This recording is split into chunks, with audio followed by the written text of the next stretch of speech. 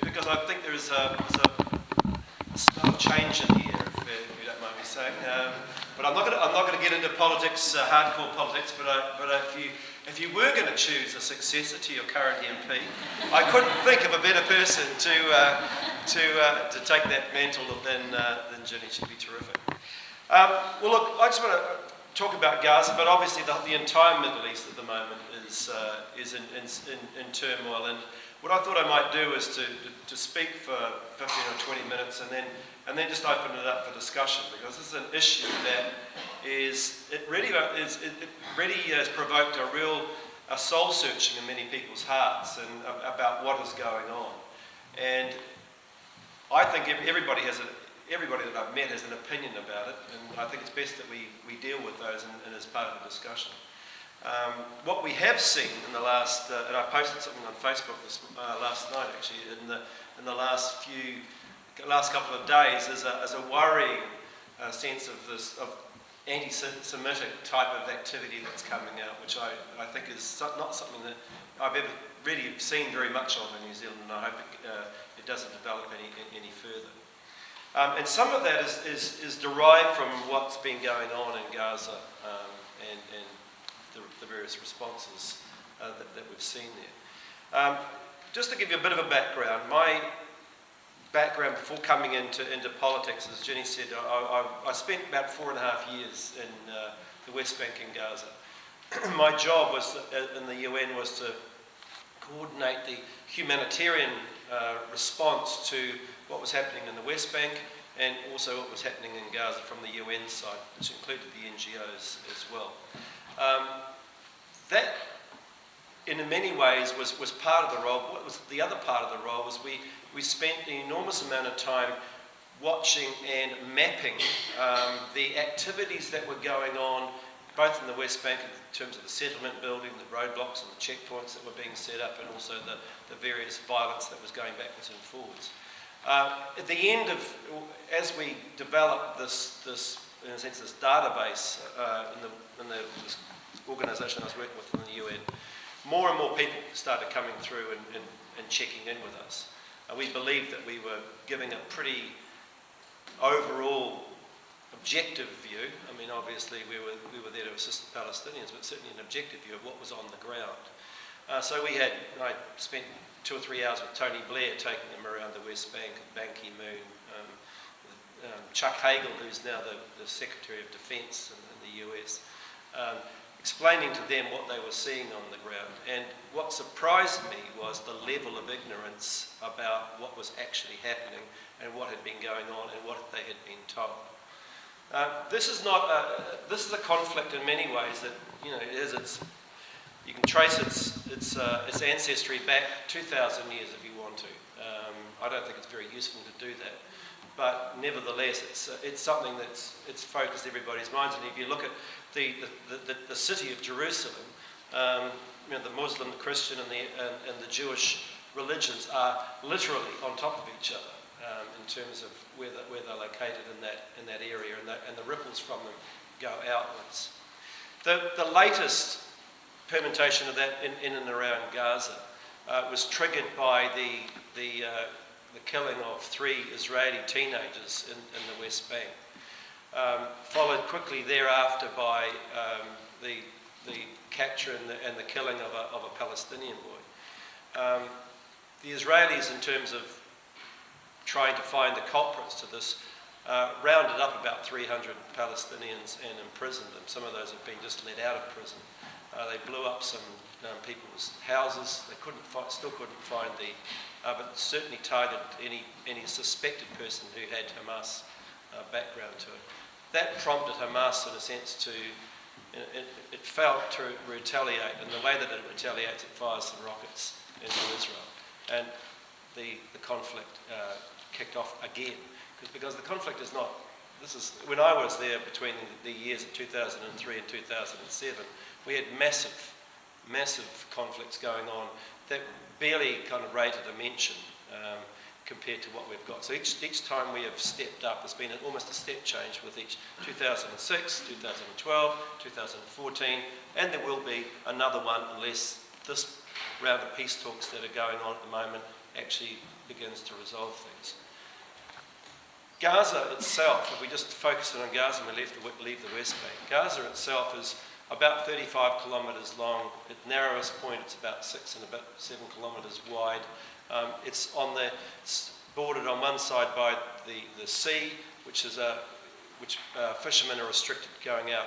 It used to depend. It's about 6 kilometres, 5 or 6 kilometres. They could go out from there, which most of the fish have been fished out in that area now. They don't get very good. They don't get very good returns.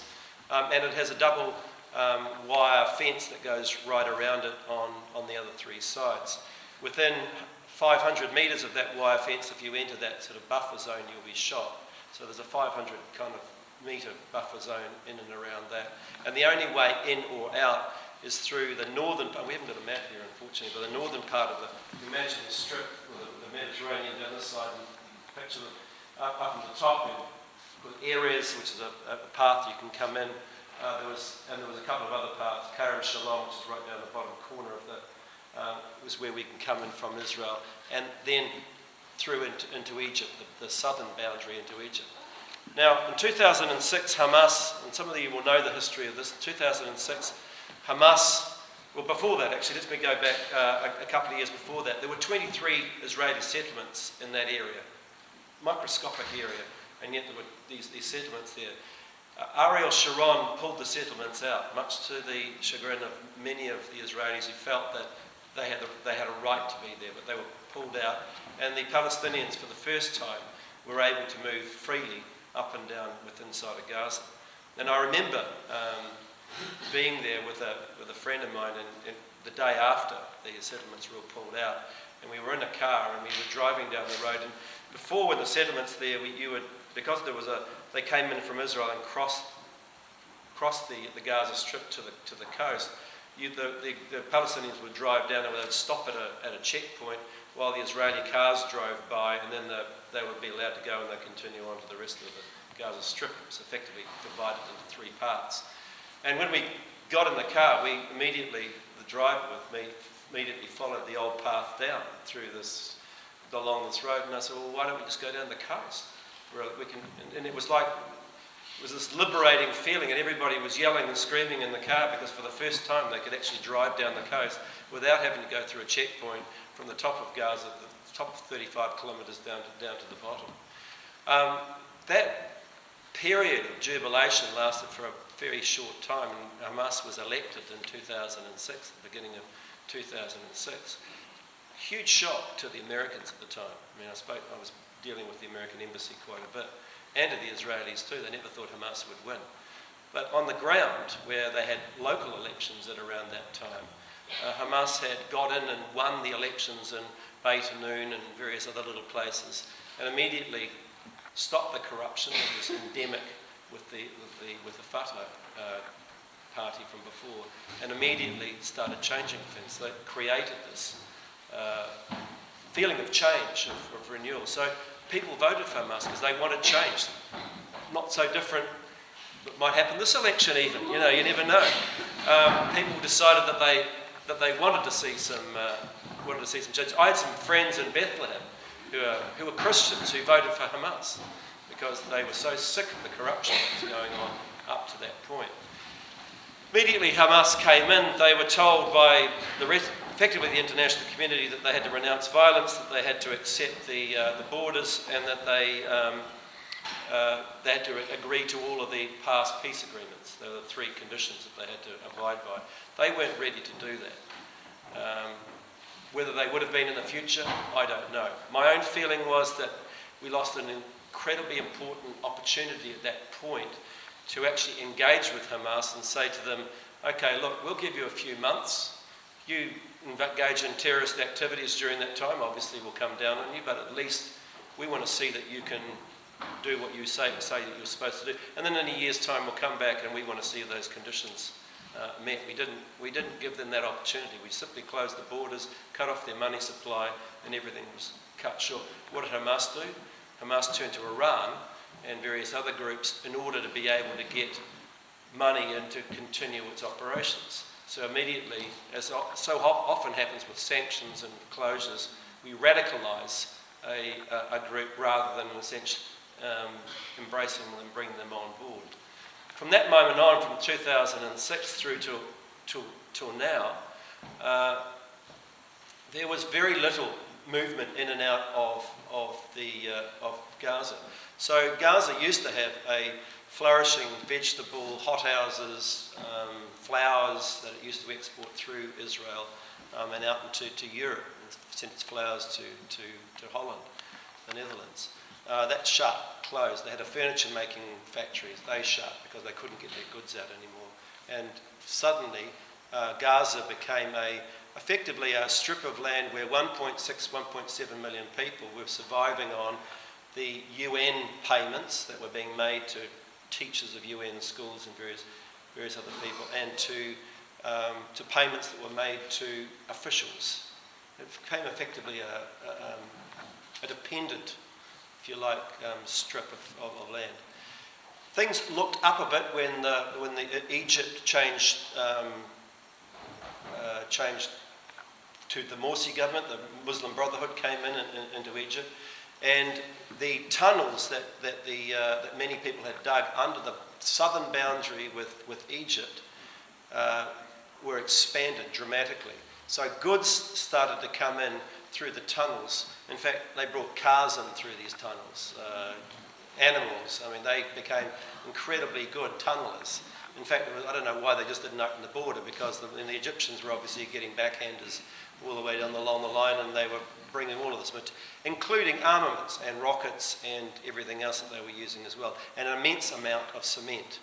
Whenever you watch cement go, you know, you follow the cement, you know something's going to happen. For me, at that time, and just before the Morsi government came in, I was one of the people who was negotiating with the Israelis to open the borders, irrespective of the tunnels, to allow more food and more supplies to come in. And it was an incredible uphill battle to get the basics allowed to be able to come in and into the Gaza Strip. I remember having an argument with a general. It sounds a trivial thing now, but it's actually an important point of principle. He said, I'm not going to allow the Coca-Cola to go in. And I said, well, why not? And he said, well, they don't need Coca-Cola, we don't need to let it go in. And I said, why are you deciding whether these people should have Coca-Cola or not? I mean, and that's the sort of the level it kind of came down to, was that basic freedom of people being able to eat and drink and whatever they would like to do. 2000, after the Morsi government came to an end a couple of years ago, or even less than that, and the new government came into Egypt, they closed the tunnels down. So there were no more supplies coming in. And now all of the supplies that the Gazans were able to get in and exist off all had to come through Israel, or effectively all came through Israel. At that point, the Gazans couldn't get in or out. They weren't allowed to leave. They were going through the tunnels to get out and in. And suddenly the Gazans, for the last year or more, have not been able to move. They've effectively been imprisoned inside of the Gaza Strip. Now, it's difficult to contemplate and understand what it's like. When I went in through areas in a car, because I was a UN official, I went in a four-wheel drive. And I can tell you, going through these huge concrete walls that would be to the top up there, and driving down these narrow passages, it was like going into Bremerem or some sort of maximum security prison as you went in. And when you were at the other end trying to get out, and you were called over a loudspeaker, because you couldn't see anybody, everybody was just behind turrets with guns pointing out.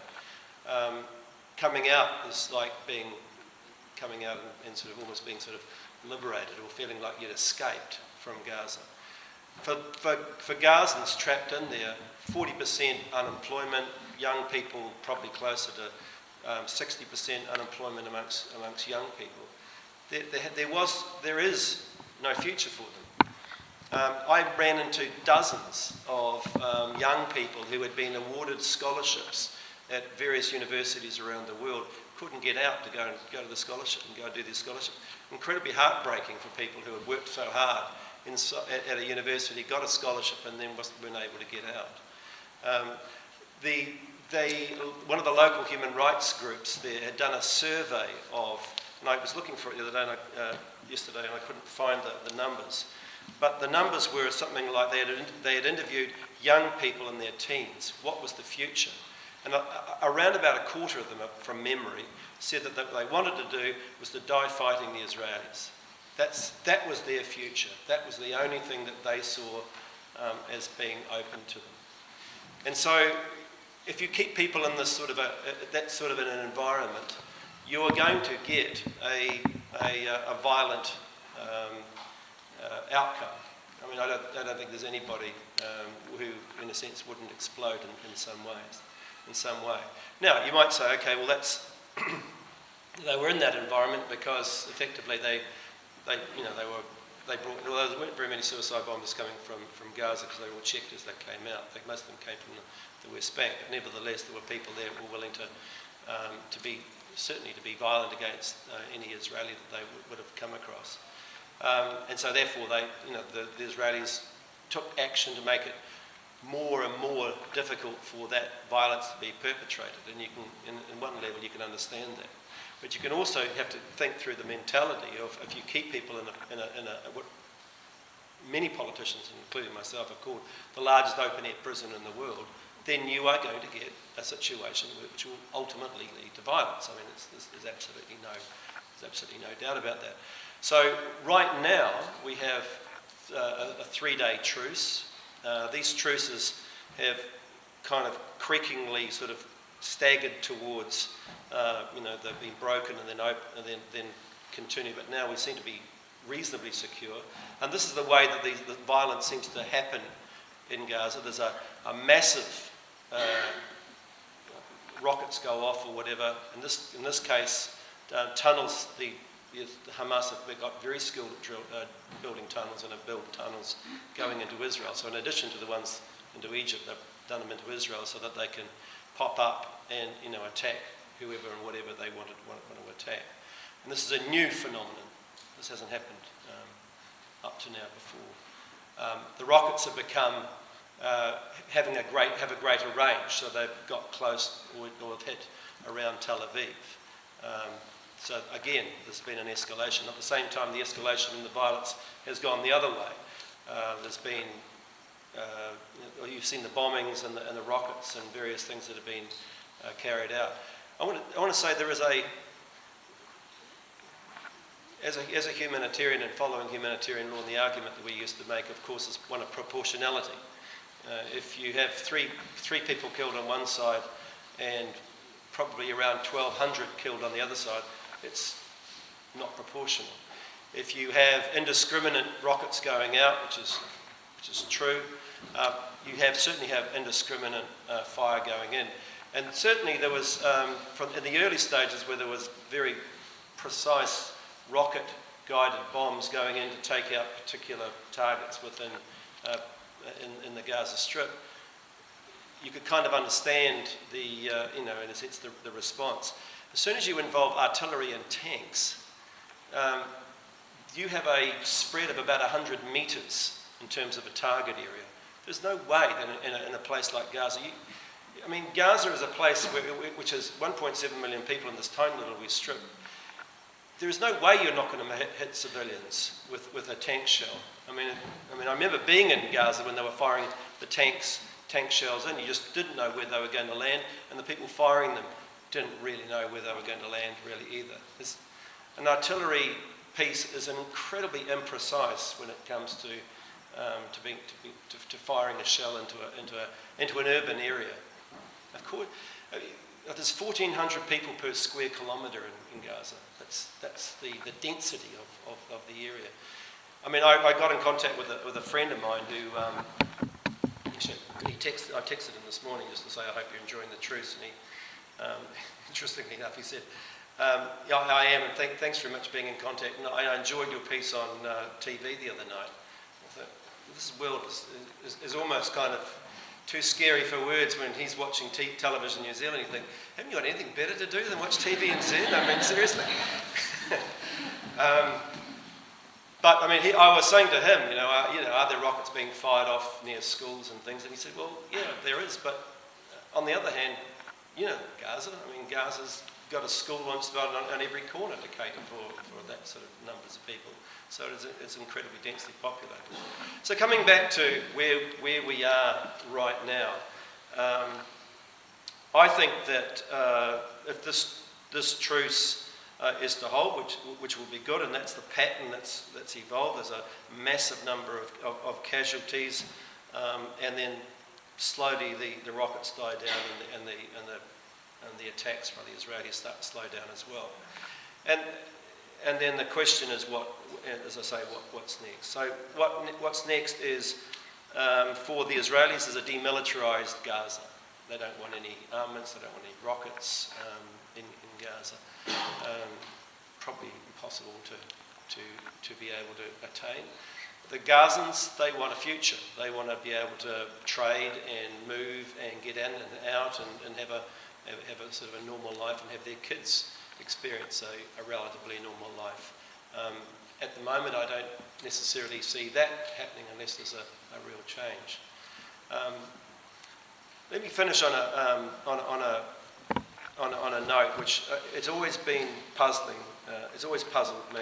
I was a few years ago. I was in one of these what they call Track 2, one of these groups where you meet with Israeli and Palestinians off campus. This has happened to be in the UK, and we were in one of those town country homes. Old country homes have been set up in the UK where we brought some people together and we were trying to nut through some issues.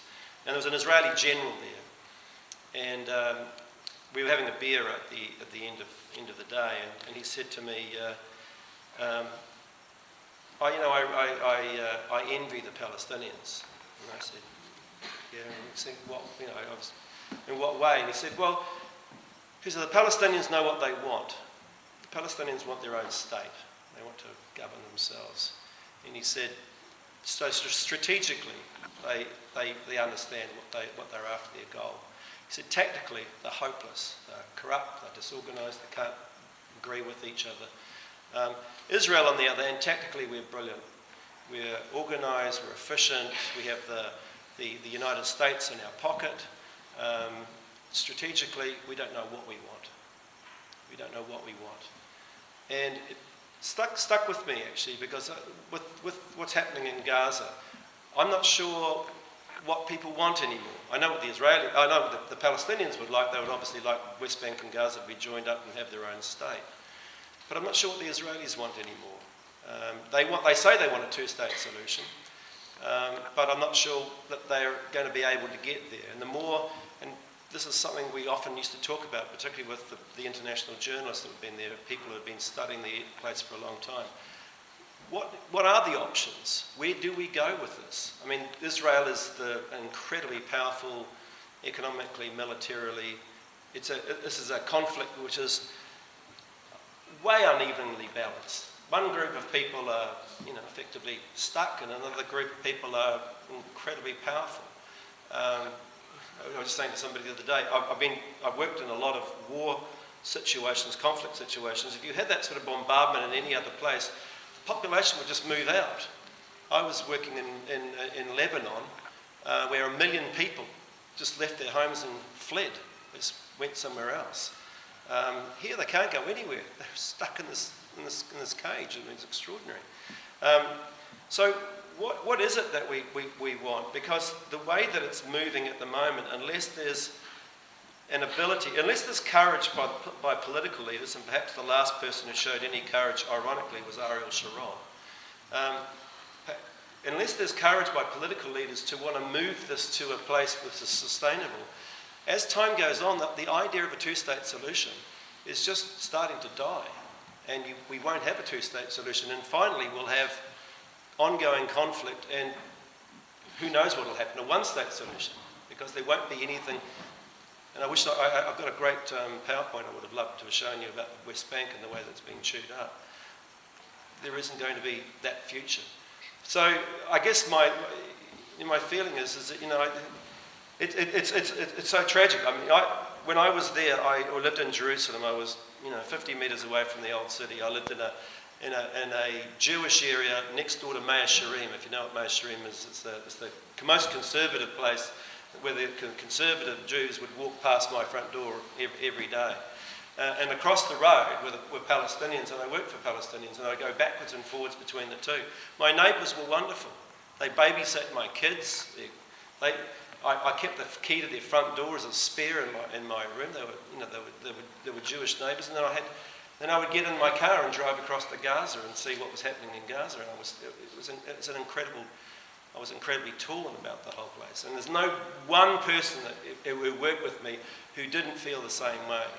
And whenever we meet now, the first thing we do, we say, hello, how are you? Have you seen what's happening in Jerusalem or whatever? I mean, because it just stays with you. So I guess that's, sorry to leave it in such an awful way. I don't know where the future is. If these talks in Egypt at the moment don't lead to a situation where Gazans can live a normal life, then you are perpetuating the violence that will come. And the violence that is in Gaza will be repeated in the West Bank. Because in the West Bank, there is the same pent-up feeling that they don't see a future for themselves as well. And as I say, it's terribly, terribly tragic, and it needs real courage. And I'm not sure we've got the courage on tap at the moment to be able to see us through it. So I'll leave it there, and I'm happy to take questions and comments from you as well. Yeah.